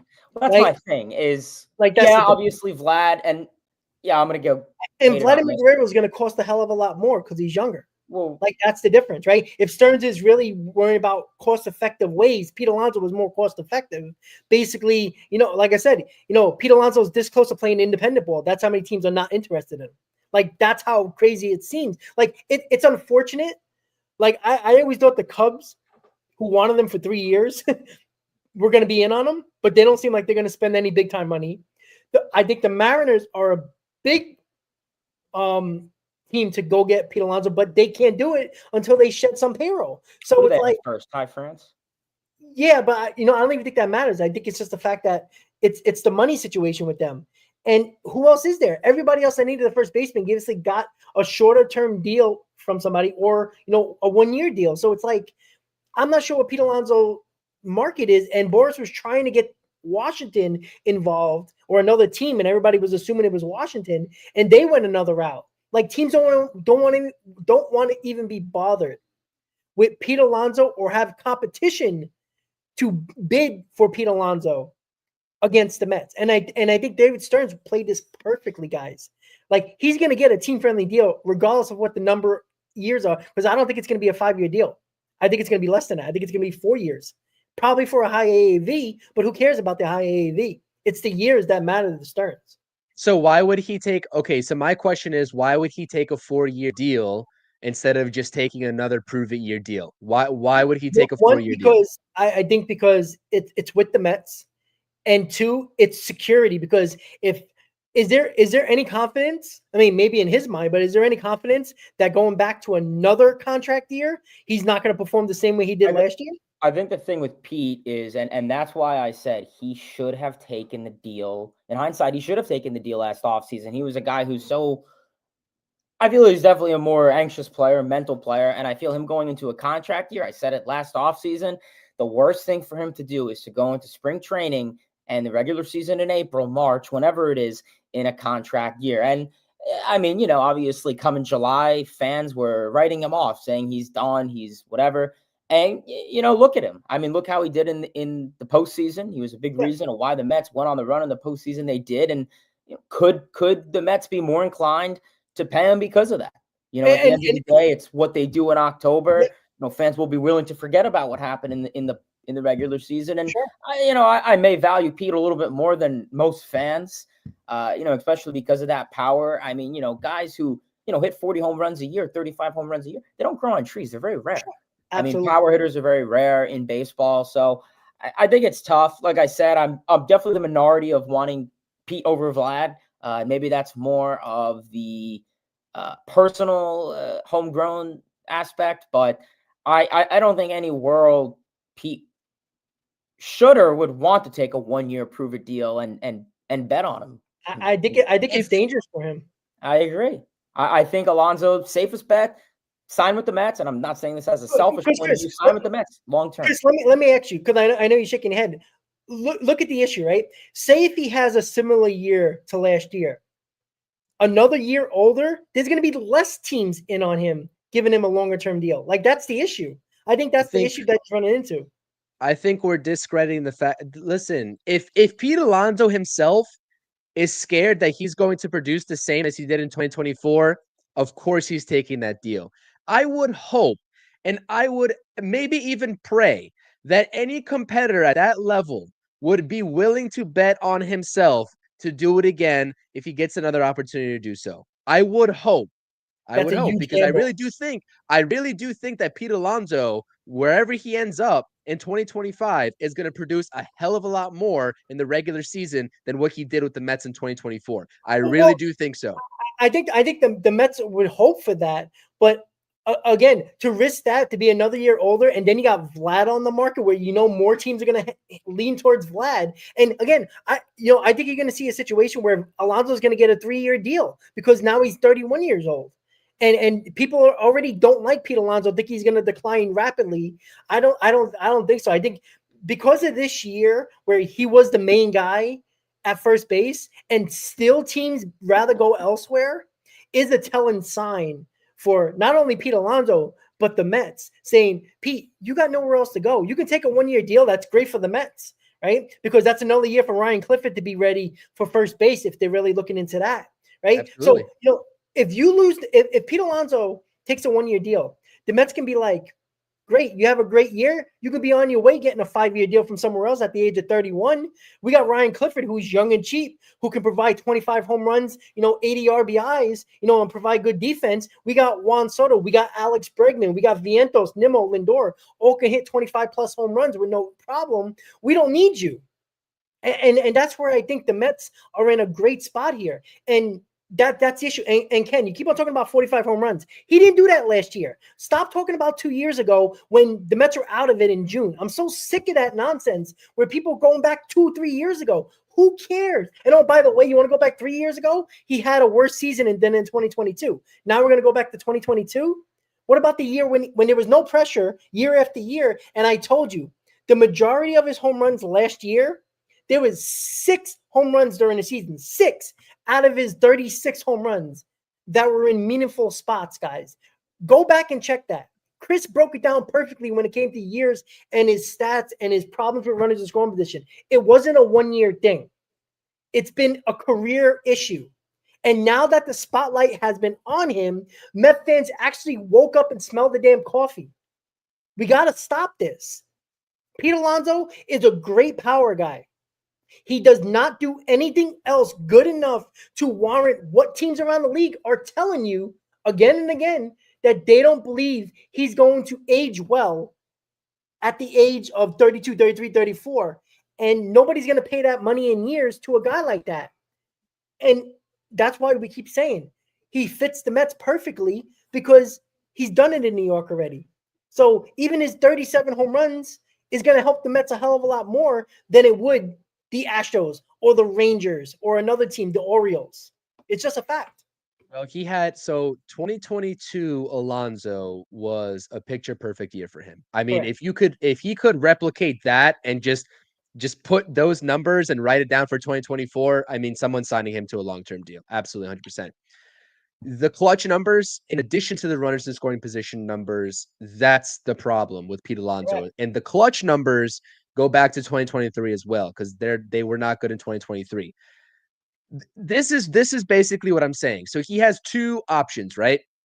He can go down my route and take the 1-year deal, and he can basically, if he still wants to be the highest paid first baseman, like I'm sure he was thinking when he declined the initial Mets offer last season, that's still in play for him. Well, I guess maybe not because Vladimir Guerrero Jr. is going to be a free agent. So, but again, I also do think though, only one team can sign Vlad. So it doesn't really matter if there's multiple teams in on a first baseman next year. You've got an option outside of just Vlad. That could be an advantage for Alonso being in the same free agent market as Vlad. But even let's just say he takes a 3-year deal, like you're saying, Rob, which could still happen. That puts him at 33 years old.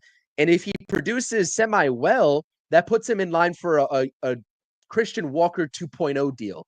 But that's what I'm 33 saying. years old and signed with the Astros. So he can definitely get that could be a plausible route too. Well, that's what I'm saying. That's what I think he's looking at. He's like, wow, Christian Walker got 25 a year for 3 years at 34 years old. He can get a 3-year deal, even a 4-year deal with an opt-out after 2 years and get a 4-year deal somewhere else. But again, here's the issue. There's still the issue with the teams. Pete Alonso was the best guy on the market power-wise. Power is valued around baseball. Yet teams are still going other routes at first base, even though they're somewhat cheaper. But this is a guy that consistently hit 35-plus home runs every year, and teams value that. So what is it? This is a trend throughout the years where, every time Pete Alonso's in a home run derby or the All-Star game, we always hear leaks and, reporters saying, oh, teams around the league, think Alonso isn't as good as everybody's portraying, that Met fans put him on this freaking pedestal, which is a fact. And you just broke down stats again. Like, that is the issue that we keep on running into, that the fact that his home runs, his clutch numbers don't relate, because his clutch numbers are very minimal and his running in scoring position is bad. And the home runs, again, I just went through it last year. 6 out of his 36 home runs were in clutch situations. 6 out of 36. That means 30 of the home runs were in either garbage time or very early in games where it didn't sway a game either way. That is the issue. And that's career-wise. Other than his first year in 2019, every other year has been decline when it comes to those numbers. That's over a 5-6 year period. This isn't 2 years, 1 year. It's been a problem. And teams realize that, along with 30 years old, with a body that people don't think is going to age well. Again, I'm not on board with that part. But if more teams around baseball that needed first baseman that could easily use power in their lineup are just not even thinking about Pete Alonso for even a 3-4 year deal, but going to Goldschmidt, Walker, Carlos Santana, Lowe from the Rangers, that has to tell you something. It has to wake up a little bit more Mets fans. And again, this is not saying that being a Met is probably in his best case scenario and the Mets, because he's suited for the Mets perfectly, especially with the lineup that we can have with Soto and possible Bregman. Pete Alonso is just one of those guys. So that's where it is. Do this then. So, and I don't know if this is the right thing for me to say, but I'll say it. You look at Pete for most of the seasons in his career at the Mets. Would you say a lot of it was more pressure based? He didn't have a lot of talent or superstar talent guys outside of Francisco Lindor. Now, do you think bringing in another big talented guy in Juan Soto, standing side by side with Francisco Lindor, do you think that'll take the pressure off of Pete and help Pete just perform and be an everyday player, but still be elite? Well, what was the problem with? You see, that's a bad argument. Oh, what you're bringing up, because of the fact that nobody brought it up in 2019 when he had 52 and 140. Nobody brought it up in 2022 when he had 40 plus home runs. Right? They can't use he had no protection, but then don't talk about the years he had great years when he had less protection. Well, I'm not talking about protection. I'm talking about superstar names who could come up in replacement for him. I guess then you shouldn't pay him at all, because he's not. They don't pay him like a superstar then. All right. No, I was just curious what your opinion was. Then, right? So I know Chris got to go. Chris, if you want to give your final words on everything we talked about, so you can head out and head to the next stream. Yeah. I was just gonna say I was very shocked. I was very surprised that the Yankees signed Goldschmidt as soon as they did. I was very shocked, because I was just like, I was sure that they were going to be in on Pete Alonso's market. So that was kind of a surprise for me. And that's what I'll leave it with. I would like to see Pete Alonso back. I think that this situation could be advantageous in terms of the contract given out by David Stearns. I agree with you. He played it perfectly. He didn't panic, and other teams fulfilled first baseman need.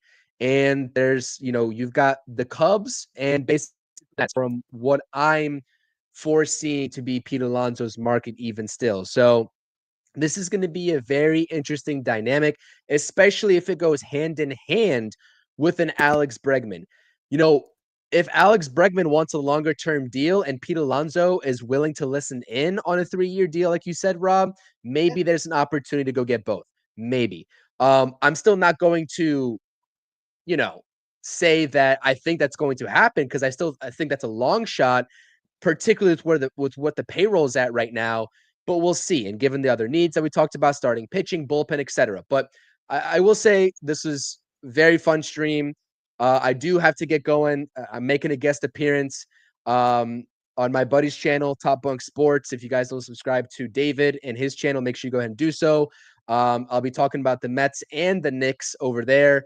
Appreciate you all. Until the next Mets Hot Stove. And by the way, Rob, we can't forget, we have not forgotten about the giveaway that we're doing after we promised you all a little Juan Soto, whatever type of memorabilia it is that we decide to give away for people that were active and a part of that stream that we did when the news first dropped. So We'll probably get together and decide the winner and announce it next Mets Hot Stove live stream. And I just wanted to tell you all that we didn't forget. So that's what I'll leave you all with. Let's go Mets. Always a pleasure, Hayden and Rob. And we'll see you all in the next one. Make sure to smash those thumbs up buttons and subscribe to all 3 of our channels. I'll catch you all later. All right, there we go. So there we go. So we're gonna finish it up with me and Hayden right now, just to give our final thoughts on the situation. And we're gonna leave it with Pete Alonso. We're gonna talk about it just a tad more to end the stream. And again, we know Ken and some others are talking about the unclutch situations, and yeah, it is a problem, right? And for people who continue, and I keep on stressing this over and over again, stop talking about Pete Alonso never getting protection. Pete Alonso was supposed to be protection for Francisco Lindor. Never was, right? Pete Alonso was supposed to be the protection for everybody else in front of him. When you're the biggest power hitter and the best player on your team, which all Met fans claimed he was, you're supposed to be the protection for the player in front of you. So what you're saying is Pete Alonso never had protection, tells me that you truly believed in your mind that Pete Alonso was never the best player on the team or good enough to be the protector. So you're contradicting your own comments, guys. That's the problem. So don't say one thing in the comments, say Pete Alonso never got protection, but tell me, oh, he's one of the greatest Mets. He's one of the best players on the team. Well, that's not the case then. Because right now, I can say that Vientos, Juan Soto, Francisco Lindor are all better than him.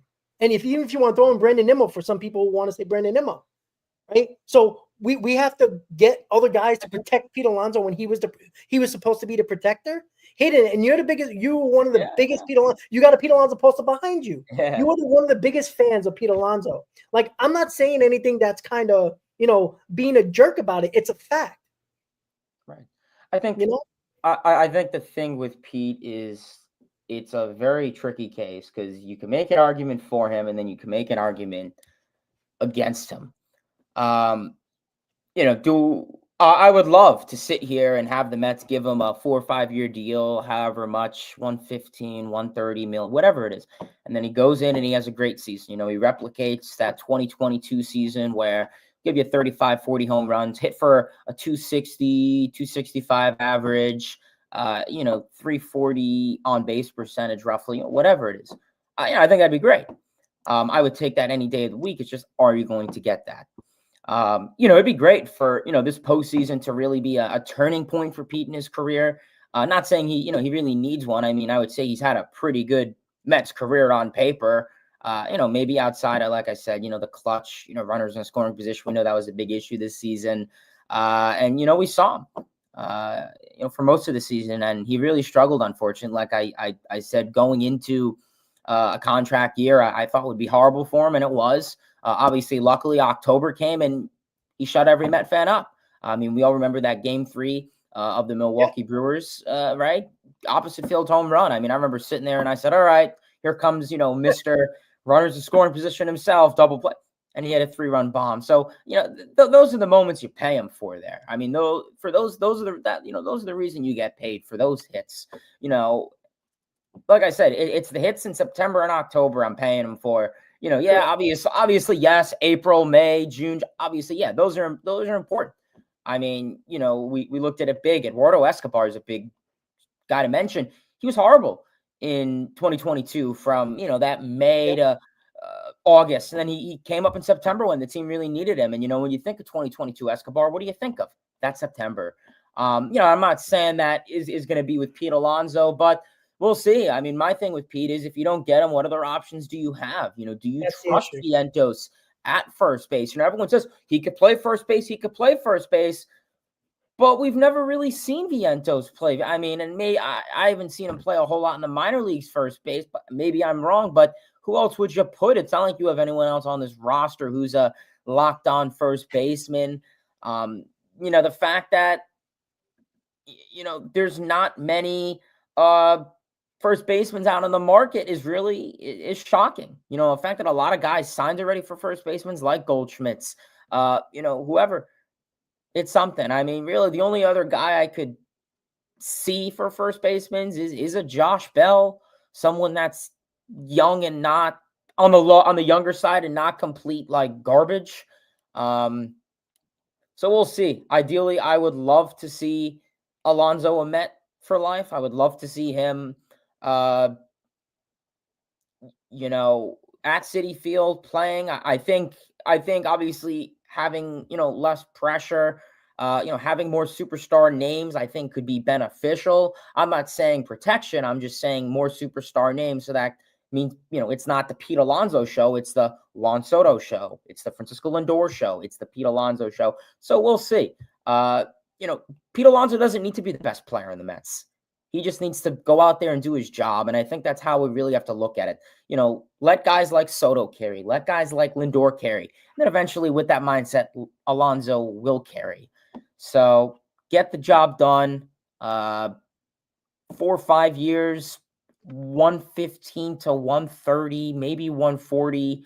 Get it done. I think he will get less than what the Mets initially offered him last offseason. And I think in hindsight, Boris and Alonso, Boris over expected Alonso. So we'll see. Yeah, and just a fact with a Pete Alonso, it's not a coincidence that when Brandon Nimmo was batting second and eventually moved him to third this year, in front of Pete Alonso, Nimmo had his worst time in the third spot in front of Pete Alonso in his entire career when he was basically named the starter for the New York Mets a few years back. Maybe and then Lindor, who is third ever since he came to the Mets, moves away from Alonso to the leadoff spot and becomes an MVP candidate. That's not a coincidence, guys. Why is it that guys that bat third in front of Pete Alonso aren't very good, and all of a sudden they move away from Pete Alonso, and then all of a sudden they're actually better than what they were? And look, Vientos, who was batting second, and then when he's batting behind Pete Alonso, and oh, by the way, guys, wasn't Vientos batting behind Pete Alonso mostly in the playoffs? And we want to give credit to Pete Alonso, absolutely. I even said I think Pete Alonso's playoffs basically signed up the Mets to re-sign Pete Alonso, but Vientos was behind Pete Alonso a lot of the time in the playoffs. So do we not give credit to we're going to give credit to only Pete Alonso, but not Vientos for protecting him, for seeing better pitches when Vientos had a Daniel Murphy type playoffs? That doesn't count. You see, it works both ways. The problem is Pete Alonso is not as great as every Mets fan portrays him to be, because when you're the best player on your team, right? Aaron Judge, right? Everybody's like, oh, Juan Soto had his best season in front of Aaron Judge. Yeah, because he was protected by Aaron Judge, not in the playoffs, but during the season, right? Everywhere else, when your best player on your team is supposed to be the protector of the guy in front of him, Pete Alonso doesn't do that. It's okay. That's not the worst thing, but stop portraying him like he's the best player or was the best player when he never was. And we're portraying just power as the best player. There's other ways to get RBIs and score runs than just home runs. And again, I still believe Pete Alonso fits best with the New York Mets. I think other teams just don't see him as a guy that says, all right, he's the missing piece. I don't think teams see that. And that's unfortunate, but it destroys Pete Alonso's market, and it's going to benefit the Mets. And that's a fact. I think with Pete, I think it's just going to come down, and Boris and Pete are going to see. I think the Mets are the only team that's going to give him an offer that is remotely close. I mean, I thought maybe a team like the Nationals or Yankees were the only other teams, but they got their guys. Maybe there could be a world where not even I thought the Astros were one, but they got Christian Walker, I just realized. So, maybe a team like the Cubs. I really don't know any other team that would be inclined to give Pete a better contract on top of 4 or 5 years on that 115 to 150, 160 $1 million deal. So I think with the Mets, I think it's just get it done. Get it done. Win a world, sign Pete, win a World Series. Then I think every Mets fan, everyone could give a damn about what the contract is. Let's look at it with the Dodgers. And I'm not saying I hate to use this comparison, but look at the Dodgers. They signed Ohtani. What was it? $700 million. if the Dodgers didn't win a World Series and Shohei, that would have been a horrible contract. Would have been a failure because they didn't win. Yeah, Year now it one, doesn't matter. They got their world championship. Right. And now everything It's else real is world extra. championship. Now it comes to the point of 2, 3, 4. Yep. Win a World Series. And then, you see how it is. I mean, I think Keith Hernandez has said this. If you win a World Series, you're a king. You're a god. I mean, you look at the 86 Mets. Mets fans view them as these godlike players. Some players who weren't even that. I mean, yeah, you had Darryl Strawberry, whatever, Doc, but just win a World Series. And, guys, everyone will remember everyone on that roster and view them a lot. And I think the same would go for Pete Alonso. So we'll see. I think it's going to be an interesting next couple of weeks. I think Alonso will 100% probably be signed, hopefully with the Mets by mid-January, like Martin Luther King weekend.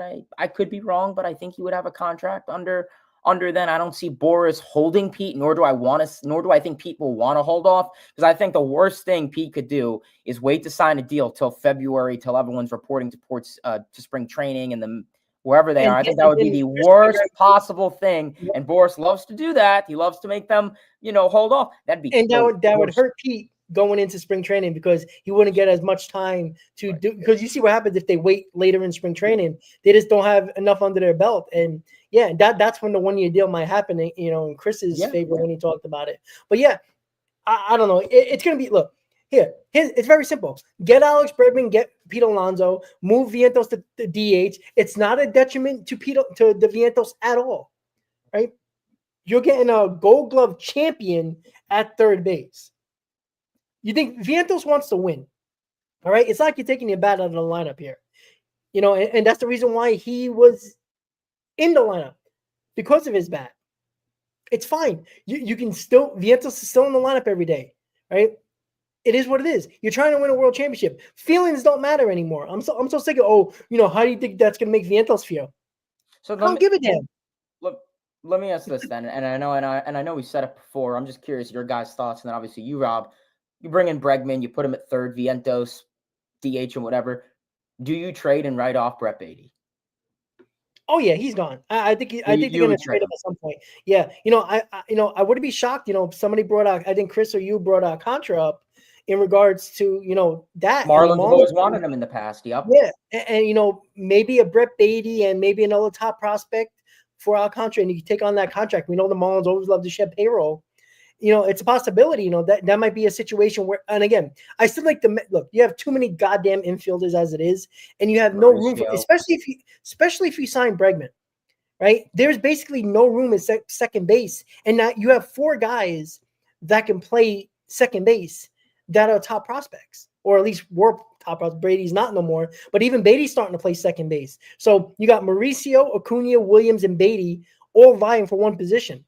And McNeil too on the MLB. And McNeil's still on his team. So until McNeil's off this team, let's say if McNeil is off this team for some whatever reason, they trade him for a reliever, whatever the hell it is.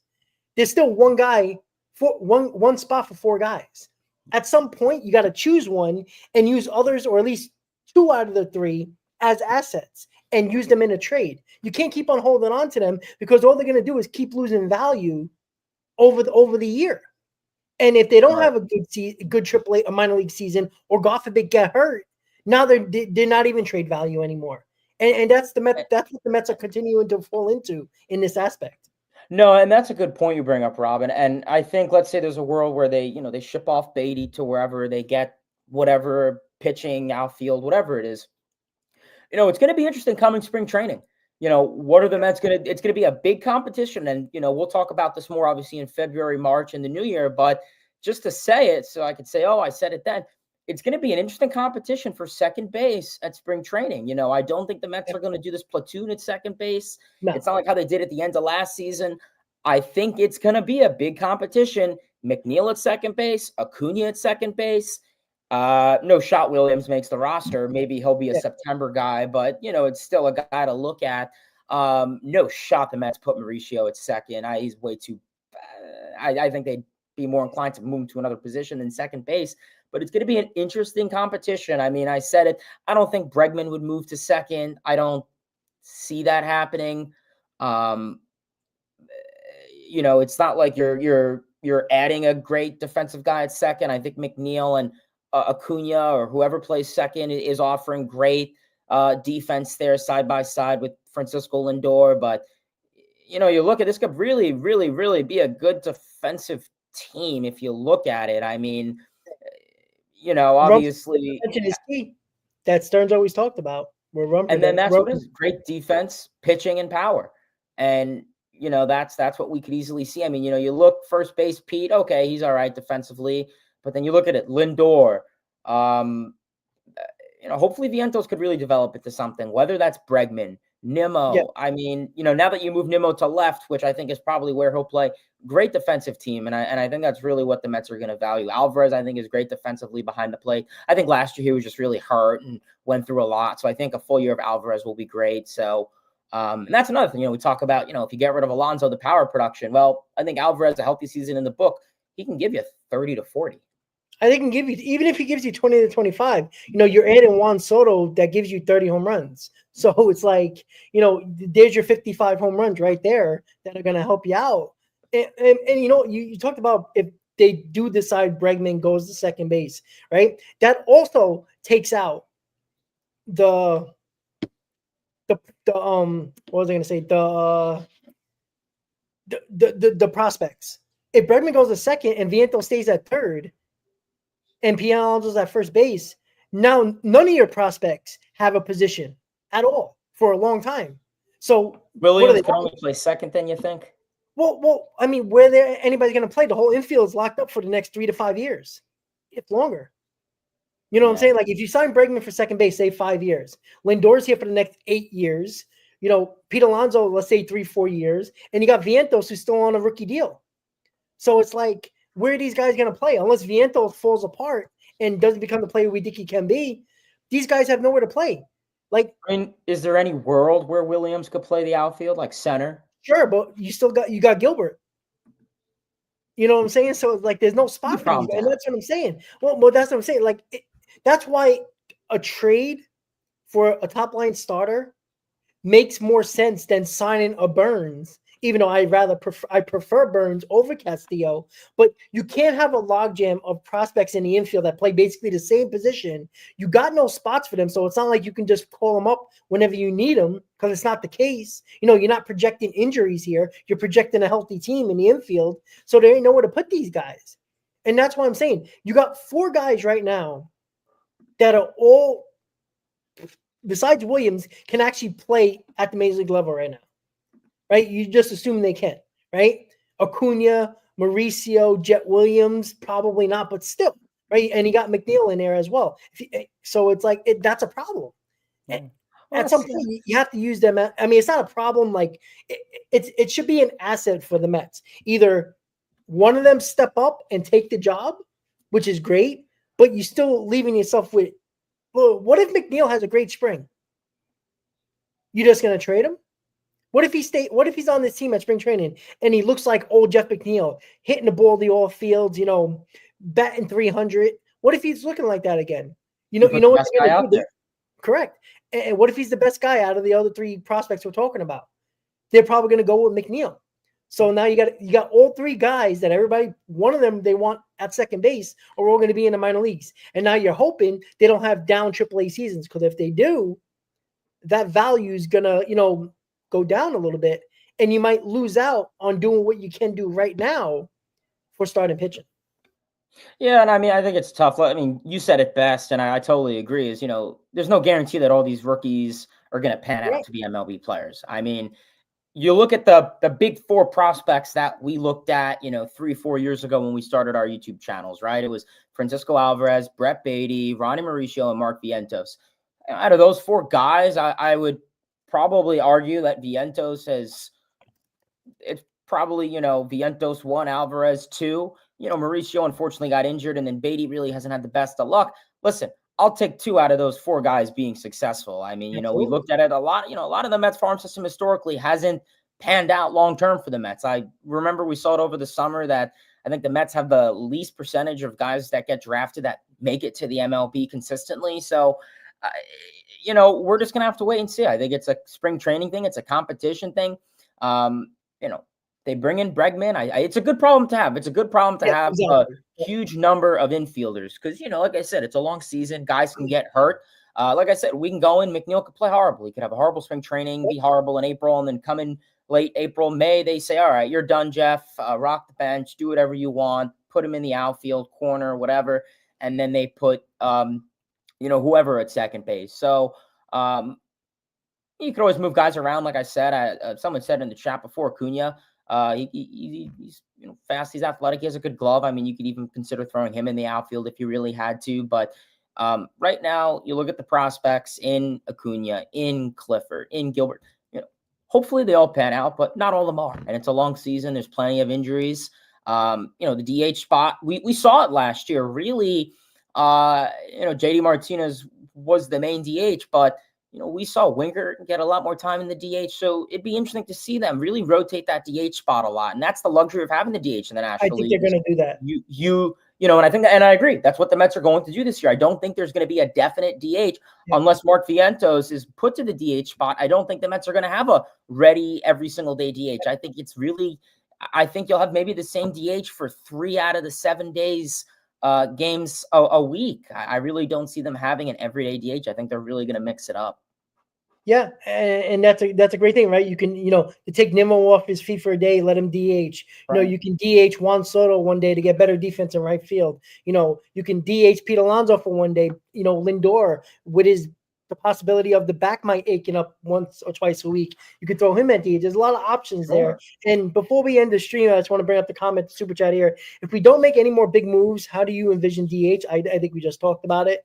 I think, look, do you consider Pete Alonso a big move? I mean, you do re-sign him. He's a big guy. Yeah, I consider him big. So if they just sign Pete Alonso and that's your lineup, I think the DH is going to be what Hayden said and what I believe is going to happen. It's going to be a rotation. It's going to be guys, even if you sign a Jesse Winker back or Jose Iglesias, I don't think they're going to put those guys as DH every single day because you ain't playing Winker against lefties. So it's better to rotate those guys, especially guys like Nimmo. Yeah, exactly. And Nimmo is a guy who, has been issues with staying healthy. You want to get him off his feet once or twice a week. Same thing with Lindor, the back, it might be a chronic back issue where it flares up every now and then. You can DH him. You can have 3 or 4 guys. Alvarez, if you want to keep his bat in the lineup, the Mets did that a couple of times. DH him and put your backup catcher in there. You can do that as well. So I think it's beneficial to the Mets to have that DH more open often than not, so they can rotate guys that they want to get off their feet and just DH them for a day. So, Hayden, your final thoughts as a whole today about all the topics. Where do you think the Mets are going to go, say, when all said and done? Yeah. What starting pitcher, because I think we all believe that one more starting pitcher is coming, whatever, trade, free agent, whatever. Do you think it's Bregman and Alonso, or do you think it's either one over the other and they might go elsewhere with another position? So when it comes to Bregman or Alonso, I don't know. I'm so 50-50, 51-49 on it. I see a world where they bring both, but then I see a world where they can't and won't. I mean, yeah, obviously, I think in a world where you have the richest owner in baseball and Steve Cohen. I think he's willing to spend now and face the consequences or the penalties of the luxury tax down the line. And then, I see a world where they want to play conservative. They want to be able to compete long-term. They don't want to have to deal with the consequences down the line, whether it's the finances, whether it's the performance of one of the players. Overall, I see a world where they bring in both. I do. I see a world where they bring in both Alonso and Bregman. When it comes to pitching, I think it's going to be a guy we least expect. I'm telling you, I think they're going to trade for some random pitcher that nobody expected. I don't think it's going to be an ace. I don't think it's going to be this number 1 type guy. I think it'll be a number 3 mid-rotation guy who will go out there, sub 3.50 ERA. I think he'll be like that. Otherwise, I mean, my ideal offseason, Alonso, Sasaki, and a flight to Port St. Lucie. I mean, that's the rest of my ideal offseason. Maybe another bullpen arm, just cherry on top. We know that Stearns is very sneaky. So get a guy from like sign a minor league deal, whatever, see how he is in spring training. But yeah, right now I'm Sasaki, Alonso, take it to Port St. Lucie. That's how I view it. Otherwise, yeah, great stream as always. Happy Manaea is back. Free agency's been great. The trade market's been great. Bregman, Alonso, a lot of things to watch for the Mets and, our New York Mets baseball team. Ambitions are high. Mets fans are excited. I know we never really did a whole stream a lot since, the Mets season, but, Mets fans are in a very good spot. The Mets are in a very good spot where a lot of people were thinking they were going to be upset when the offseason started because they got out of the playoffs. But I feel Mets fans were happy going into the offseason. And then you signed in Soto, and it only brought that from 100 to 101. So really happy with the Mets situation right now. Otherwise, I really appreciate you having me on, obviously, Rob, and then Chris, who unfortunately had to leave a little bit early, but appreciate you guys for having me on the chat. Mets Talk with Hayden is the name. Please subscribe. Almost at 1,000 subscribers, so would love to get there. Yeah, let's go baseball. Let's go Mets. LFGM. Let's finish up this offseason strong.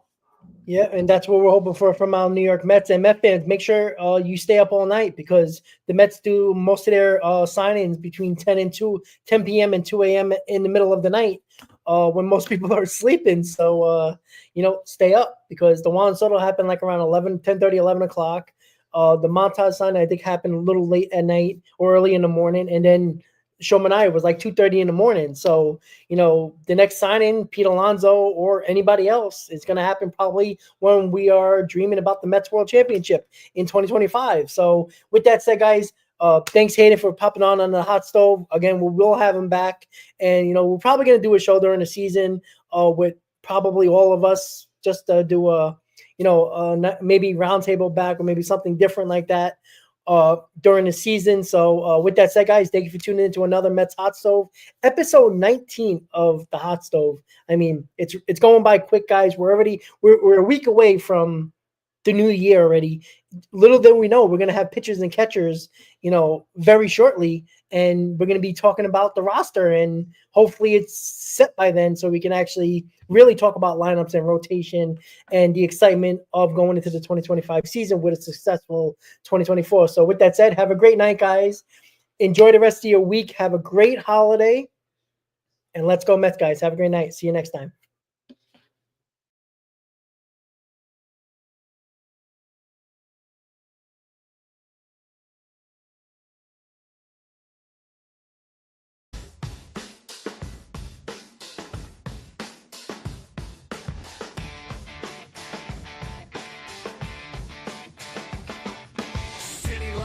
Dead of night, full of echo. Concrete jungle, dreams bust to grow. Mets in the air, chase glory, no fear. Broken backs, but hearts steer clear. OMG, the chaos, what a scene. Streets buzzing like a machine. Grimace from the shadows, chills on my spine. Past haunts, the future